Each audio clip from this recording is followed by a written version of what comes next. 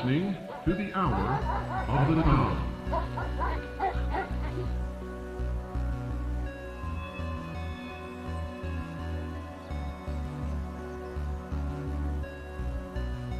Gentlemen, who are like,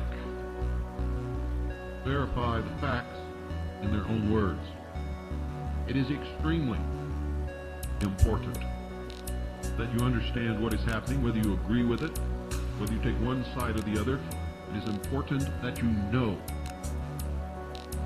For it is not fun to be the flotsam and jetsam in a war.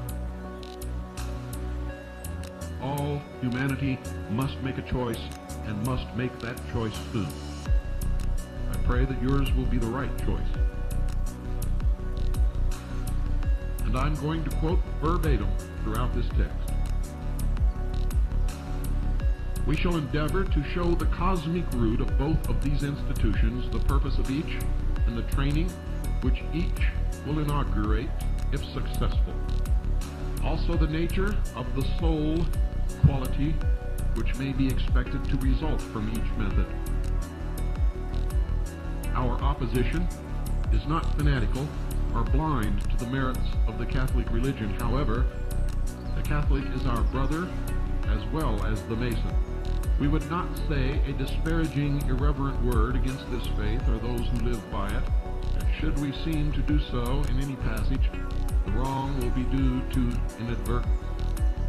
The reader is requested to note that we distinguish sharply between the Catholic hierarchy and the Catholic religion, but the former are also our brothers. We would not throw stones, either physically or morally, for we know our own shortcomings too well to attack others. Thus our opposition is not personal, but spiritual, and to be fought with the weapon of the Spirit, reason. We firmly believe it to be for the everlasting good of mankind that the Masons should win, and cannot therefore be sure to present the Catholic side in a perfectly unbiased manner. But we ask our students, for whom this is written, to believe that we shall try to be just. Of the cosmic facts we are certain, but bias may creep into our conclusion. Therefore each must use his reason to test what we have to say. Vis-a-vis, prove all things and hold fast that which is good. The great law of analogy is everywhere the master key of all spiritual mysteries. And although Masonry and Catholicism do not begin till we arrive at the Earth period, they have their prototype in the earlier periods. We shall therefore briefly touch upon the essential facts. In the Saturn period, the Earth in the making was dark. Heat, which is the first manifestation of the ever-invisible fire, was the only element then manifest. Embryonic mankind was mineral life, the only lower kingdom of evolving life. Unity was everywhere observable, and the lords of mind who were human then were at one among themselves. In the Western wisdom teaching, we speak of the highest initiate of the Saturn period as the Father. In the Sun period, spelled S-U-N, the root of a new element, air, was evolved and coalesced with the true fire, which marked again is always invisible and which manifested as heat in the Saturn period. Then fire burst into flame, and the dark world became a blazing ball of luminous fire mist at the word of power, quote, "Let there be light," end quote. Let the student ponder well the relation of fire and flame. The former lies sleeping, invisible in everything, and is kindled into light in various ways. By a blow of a hammer upon a stone, by friction of wood against wood, and by the chemical action, etc. This gives us a clue to the identity and state of the Father, quote, "whom no man hath seen at any time," end quote, but who is revealed in, quote, "the light of the world," end quote. The Son, spelled S-O-N, who is the highest initiate of the Sun period, spelled S-U-N. As the unseen fire is revealed in the flame, so also the fullness of the Father dwelt in the Son, and they are one as fire is one with the flame in which it manifests. This is the root of all true Son, spelled S-U-N, or fire worship. This is the root of all true Son, spelled S-U-N, or fire worship. All look beyond the physical symbol and adore, quote, our Father who art in heaven, end quote. The mystic Masons of today hold this faith in fire as firmly as ever. Remember, ladies and gentlemen, I've taught you that this is a battle between the philosophers of fire and those who are of the waters of faith.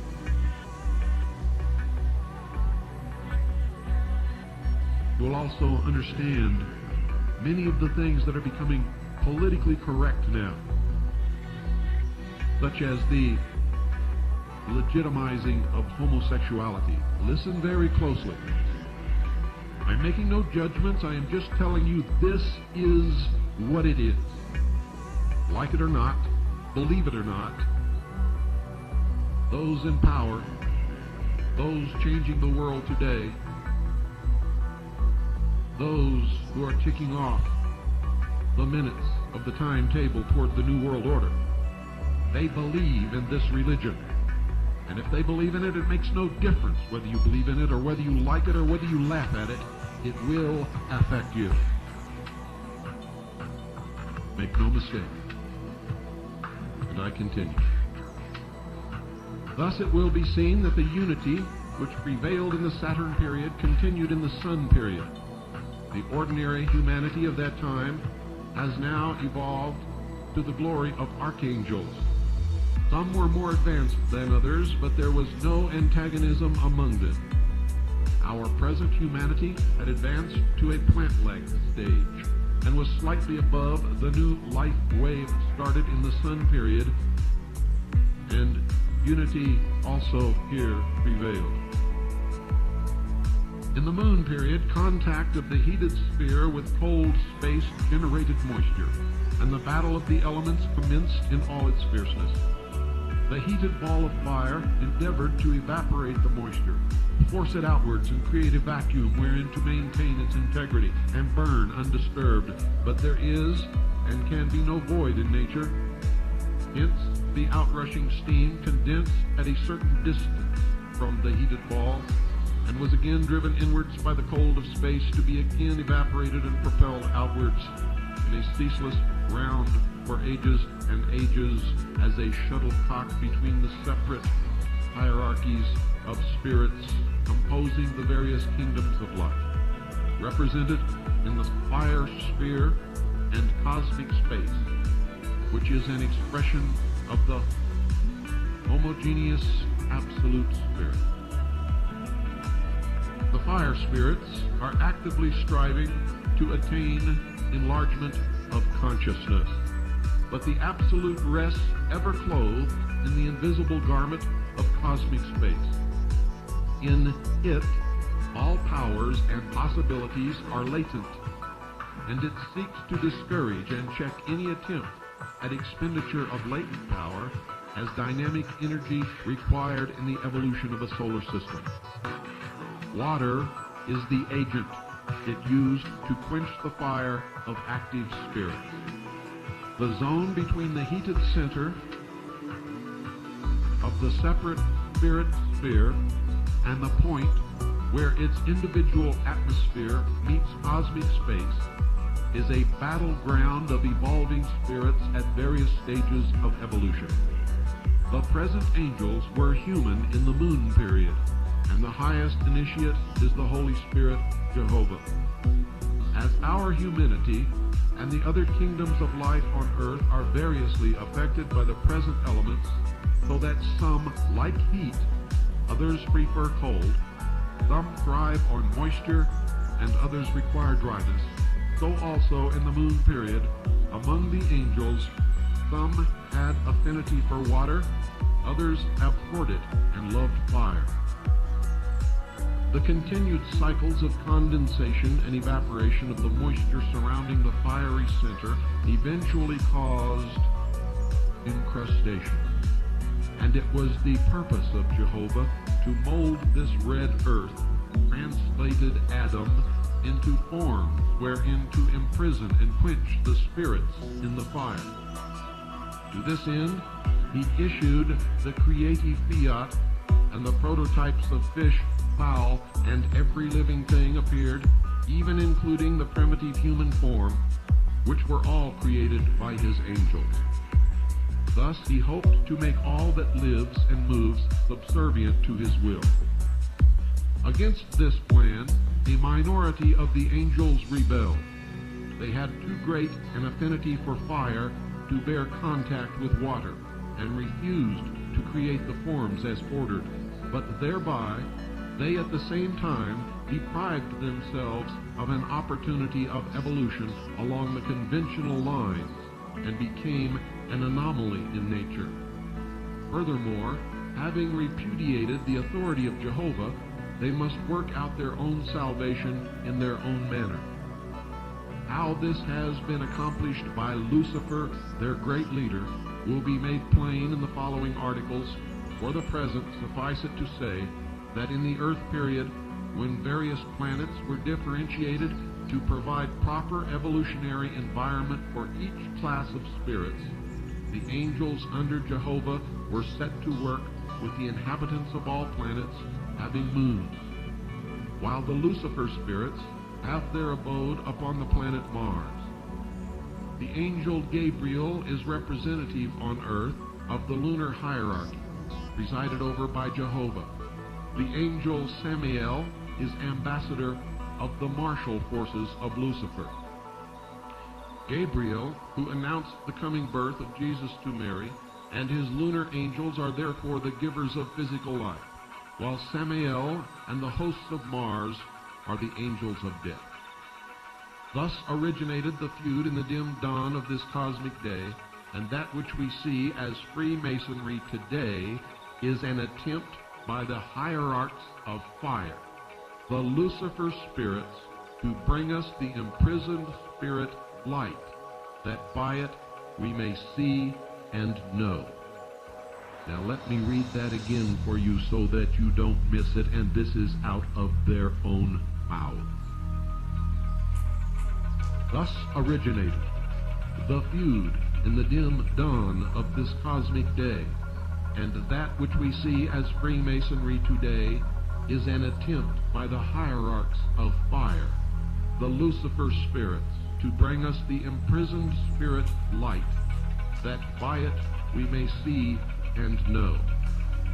Catholicism is an activity of the hierarchs of water, and places holy water at the temple door to quench the spirits seeking light and knowledge, and to inculcate faith in Jehovah.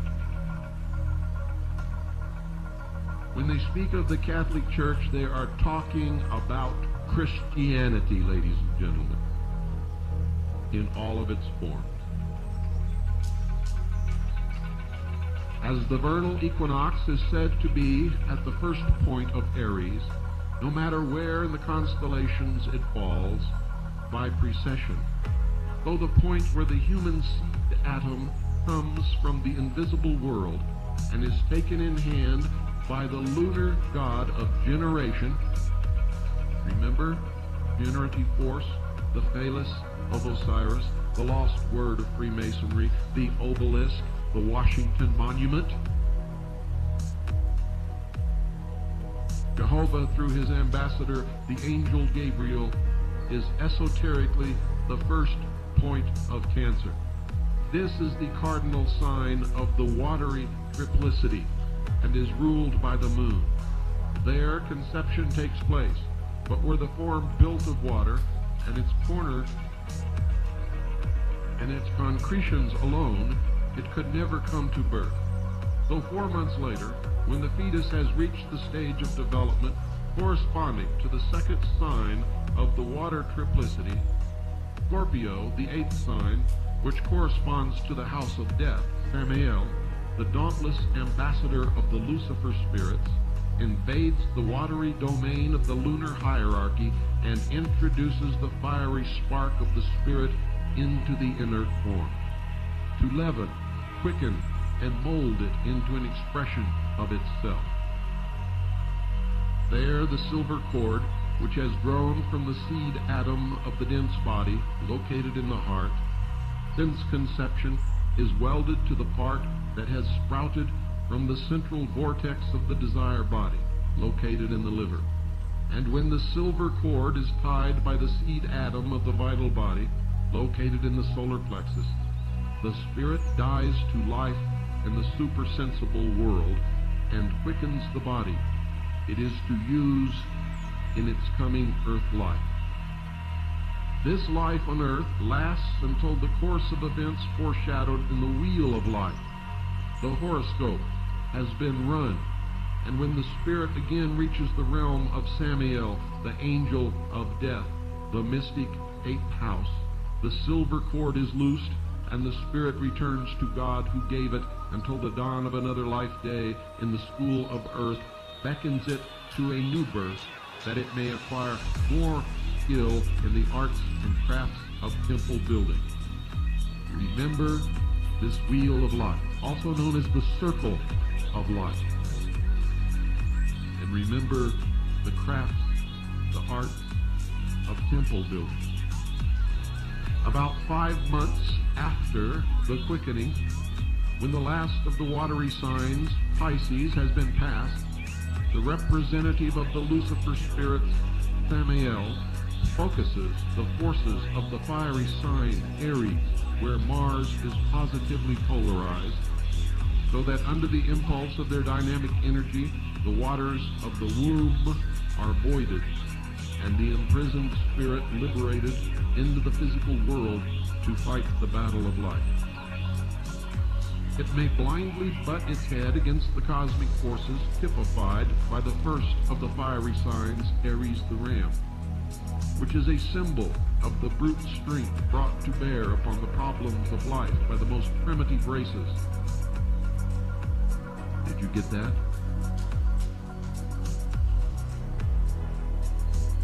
The most primitive races. Remember I taught you that this is all about race also. And don't forget it. The signs, the symbols, the language is all around you. You just don't know how to read it. Or it may adopt the more modern method of cunning as a means of attaining mastery over others, which characteristic is indicated in the second of the fiery signs, Leo the lion, the king of beasts. Or perchance it may rise above the animal nature and aim at the stars with the bow of spiritual aspiration, typified by the last of the fiery signs, Sagittarius, the centaur. The centaur is just ahead of the watery sign Scorpio, a warning that one who tries to reach that last stage and assert his divine right of choice and prerogative as Nissan, a son of fire and light, will surely feel the sting of the scorpion in his heel, which will goad him onward upon the path where men become, quote, wise as serpents, end quote. It is from this class that mystic masonry is recruited, with men who have the indomitable courage to dare, the unflagging energy to do, and the diplomatic discrimination to be silent. A very mystic movement has its legend, which tells in symbolic language its status in the cosmic order and the ideal which it tries to realize.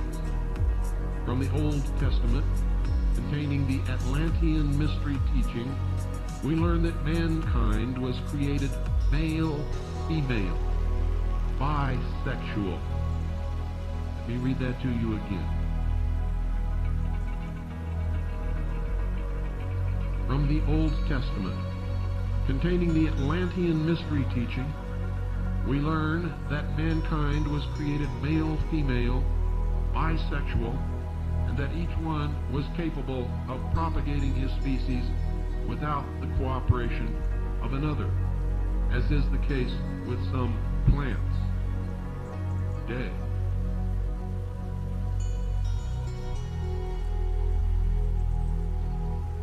Later on, we were informed Jehovah removed one pole of the creative force from Adam, the early humanity, and that there were henceforth two sexes. The esoteric teaching supplements this information by stating that the purpose of this change was to use one pole of the creative force for the building of a brain and larynx wherewith mankind might acquire knowledge and express itself in speech. The intimate connection between the organs, brain, larynx, and genitals is evident to anyone upon the slightest examination of facts. The boy's voice changing at puberty, the mental deficiency resulting from overindulgence of the passional nature, and the inarticulate speech of the mentally defective, with many other facts which might be added, prove this assertion. According to the Bible, our earliest parents were forbidden to eat of the tree of knowledge. Don't go away. There's a lot more, ladies and gentlemen, and it's going to absolutely amaze you. At least some of you new to this broadcast.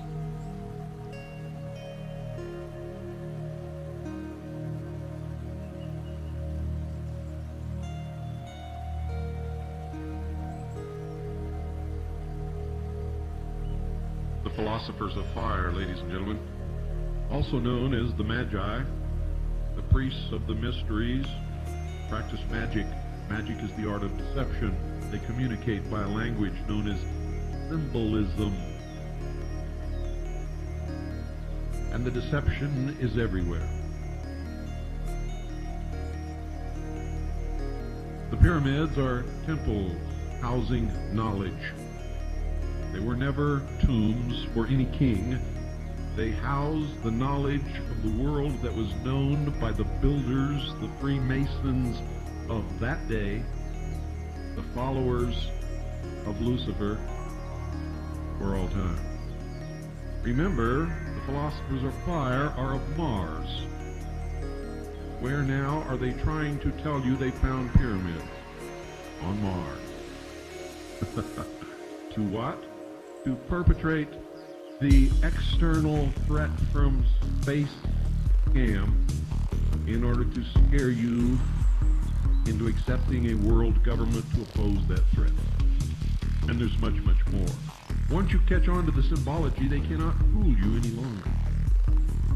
And what was the great tome outed by Stanton T. Friedman and William Moore?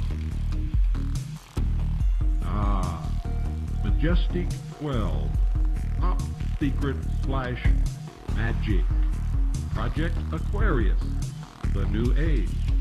I could go on and on and on and on. Now let me continue with the tome at hand.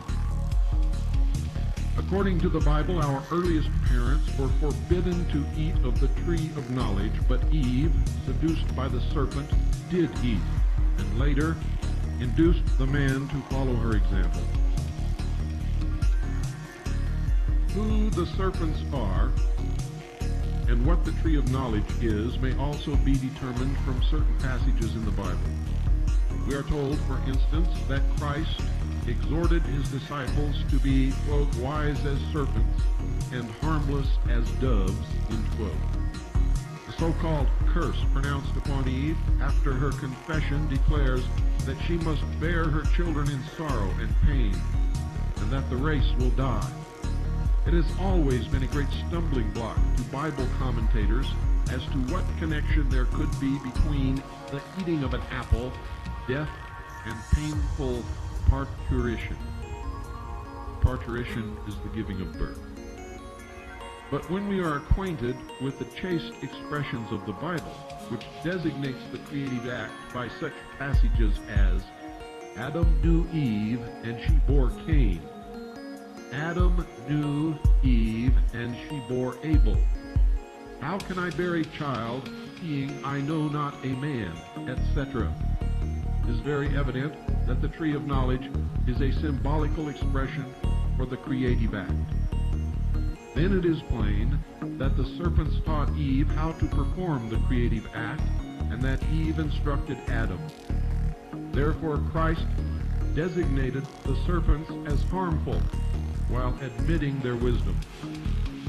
To get at the identity of the serpent, it is necessary to invoke the esoteric teaching, which points them out as the martial Lucifer spirits, rulers of the serpentine sign Scorpio.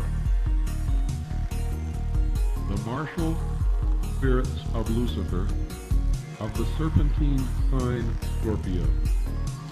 Their initiates, even so late as the Egyptian dynasty, wore the uraeus, or serpent symbol, in the forehead as a sign of the source of their wisdom. All of this confirms everything that I have ever taught you. I continue. As a consequence of this unauthorized use of the creative force, humanity ceased to be ethereal and crystallized into the coats of skin, our physical body, which now hides from them the gods who dwell in the invisible realms, and great was their sorrow at this loss. Generation had been originally established by the angels under Jehovah. It was then performed in great temples under propitious planetary conditions, and parturition was then painless, as it is today among wild animals where the creative function is not abused for the purpose of gratifying the senses. Degeneration resulted Degeneration resulted from the ignorant and unauthorized abuse inaugurated by the Lucifer spirits. Regeneration must be undertaken in order to restore man to his lost estate as a spiritual being, and to free him from this body of death wherein he is now encrusted. Death must be swallowed up in immortality. To attain this object, a covenant was made with humanity when it was expelled from the garden of God to wander in the wilderness of the world. According to that plan, a tabernacle was built after a pattern planned by the God Jehovah, and an ark symbolical of the human spirit was placed in it. Its staves were never taken out of their place, to show that man is a pilgrim on the earth and may never rest until he reaches the goal. There was within it a golden pot with manna, man, fallen from heaven, together with a statement of the divine laws which man must learn in his pilgrimage through the wilderness of matter. This symbolic ark contained also a magic wand, an emblem of the spiritual powers called Aaron's rod, which are now latent in everyone on his way to the haven of rest, the mystic temple of Solomon. The Old Testament also tells how humanity was miraculously led and provided for, how after the warfare with the world it was given peace and prosperity by the before-mentioned King Solomon. In short, stripped of all embellishments, the story relates the salient facts of man's descent from heaven, his principal metamorphosis, his transgression of the laws of God Jehovah, how he has been led in the past, and how Jehovah would wish to guide him in the future till he reaches the kingdom of heaven, the land of peace, and again docilely follows the lead of the divine ruler. The Masonic legend has points of variance from as well as agreement with the Bible story. It states that Jehovah created Eve, and you'd better listen very closely here, ladies and gentlemen. because this is going to spill the beans on these guys. The Masonic legend has points of variance from, as well as agreement with the Bible story. It states that Jehovah created Eve, that the Lucifer spirit, Samael, united with her, but that he was ousted by Jehovah and forced to leave her before the birth of her son Cain, who was thus the son of a widow. Then Jehovah created Adam to be the husband of Eve, and from their union Abel was born.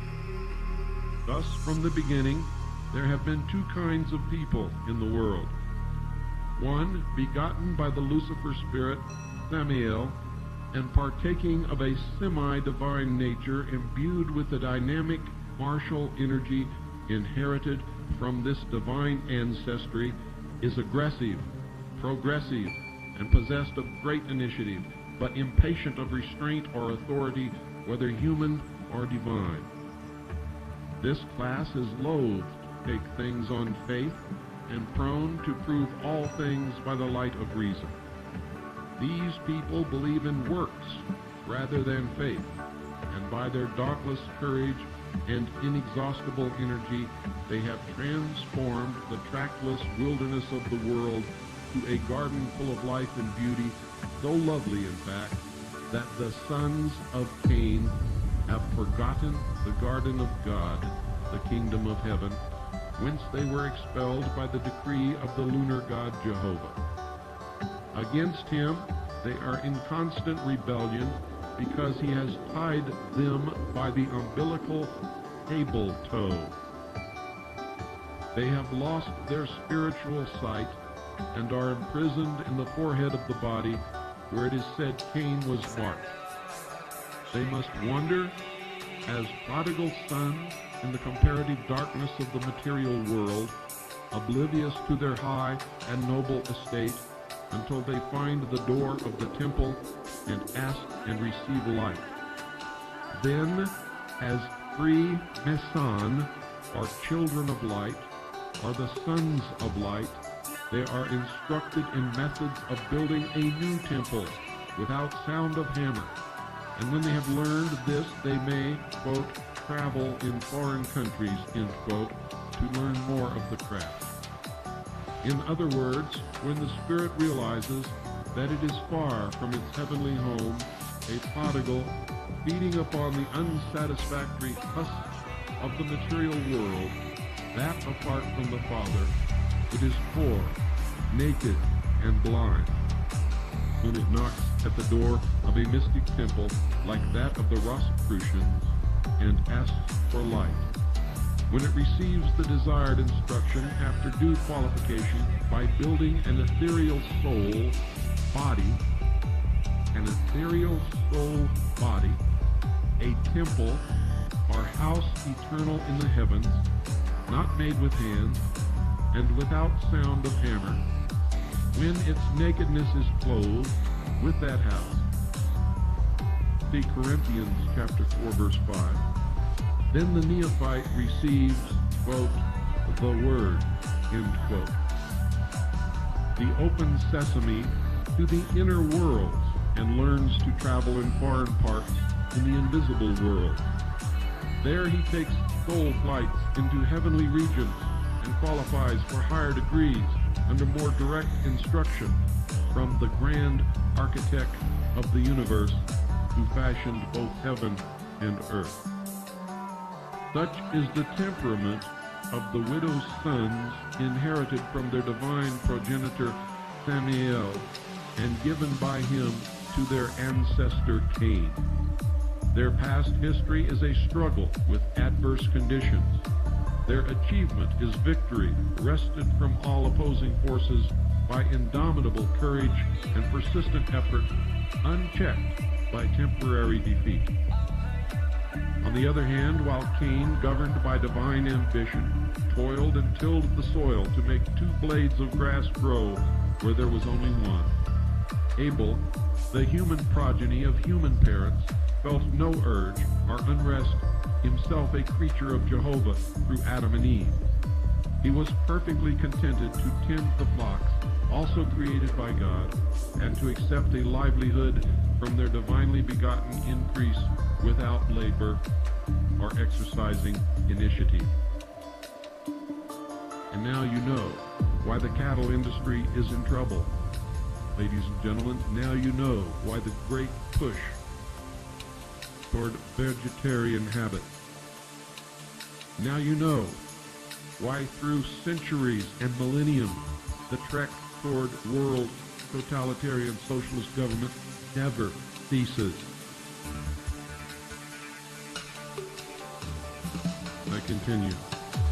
Remember, he's talking about the sons of Adam and Eve. This docile attitude was most pleasing to the God Jehovah, who was extremely jealous of his prerogative as creator. Therefore, he cordially accepted the offering of Abel obtained without effort or initiative, but scorned the offering of Cain, because derived through his own divine creative instinct akin to that of Jehovah.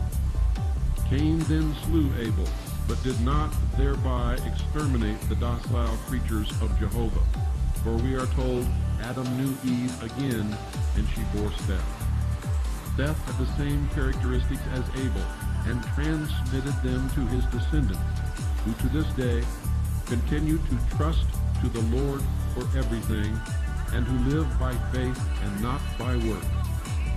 By arduous and energetic application to the world's work, the sons of Cain have acquired worldly wisdom and temporal power. They have been captains of industry and masters of statecraft, while the sons of Seth, looking to the Lord for guidance, have become the avenue for divine and spiritual wisdom. They constitute the priestcraft. The animosity of Cain and Abel has been perpetrated and perpetuated from generation to generation among their respective descendants. Nor could it be otherwise, because one class as temporal rulers aim to lift humanity to physical well-being through conquest of the material world, while the priesthood in their role as spiritual guides urge their followers to forsake the wicked world, the vale of tears, and look to God for comfort. One school aims to turn out master workmen, skilled in the use of tools, wherewith they might wrest a livelihood from the earth. Where they may wrest a livelihood from the earth, which was cursed by their divine adversary Jehovah. The other produces master magicians, skilled in the use of the tongue in invocation, and by the use of the tongue they gain support from the toilers here, and pray themselves and their charges into heaven thereafter. About the future in store for the sons of Cain and their followers, the temple legend is also most eloquent. It states that from Cain descended Methuselah, who invented writing, Tubal-Cain, a cunning worker in metals, and Jubal, who originated music. In short, the sons of Cain are the originators of the arts and crafts. Therefore, when Jehovah chose Solomon, the scion of the race of Seth, to build a house for his name, the sublime spirituality of a long line of divinely guided ancestors flowered into the conception of the magnificent temple called Solomon's Temple, though Solomon was only the instrument to carry out the divine plan revealed by Jehovah to David. But Solomon was unable to execute the divine design in concrete form. Therefore, it became necessary for him to apply to King Hiram of Tyre, the descendant of Cain, who selected Hiram-Abiff, the son of a widow, as all Freemasons are called, because of the relation of their divine progenitor with Eve. Hiram-Abiff then became Grand Master of the army of construction. In him the arts and crafts of all the sons of Cain who had gone before had flowered. He was skilled beyond all others in the work of the world, without which the plan of Jehovah must have remained forever a divine dream, and could never have become a concrete reality. The worldly acumen of the sons of Cain was as necessary to the completion of this temple as the spiritual conception of the sons of Seth, and therefore, during the period of construction, the two classes joined forces, the underlying enmity being hidden under a superficial show of amity. It was indeed the first attempt to unite them, and had that been accomplished, the world history from then on would have been altered in a very material manner. The sons of Cain, descended from the fiery Lucifer spirits, were naturally proficient in the use of fire. By it, the metals hoarded by Solomon and his ancestors were melted into altars, lavers, and vessels of various kinds. Pillars were fashioned by workmen under the direction of Hiram Abiff, the arches to rest upon them. The great edifice was nearing completion when he made ready to cast the molten sea, which was to be the crowning effort, the merging of the molten metal of fire with the waters of faith. It was to be his masterpiece. It was in the construction of this great work that the treachery of the sons of Seth became manifest and frustrated the divine plan of reconciliation. They tried to quench the fire used by Hiram Abiff with their natural weapon water and almost succeeded. The incidents which led up to this catastrophe, their meaning, and the sequel will be revealed, ladies and gentlemen, on Monday night. Now again, I'm not making any judgments on this. I am just merely telling you it is what it is.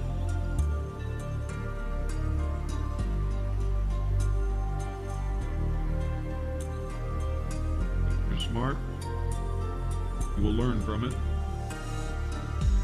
If you're not smart, you will learn nothing. And this will have been a futile exercise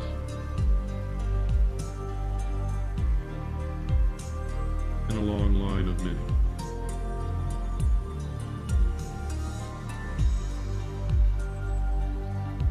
And also, if you're paying attention, you should understand that it is all metaphoric.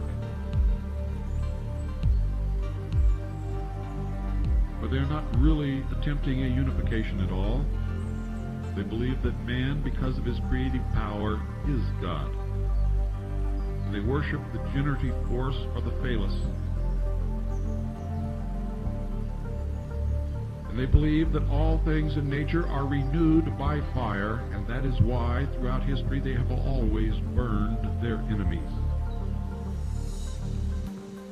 What took place at Waco, Texas, was a battle between the philosophers of fire and those of the waters of faith.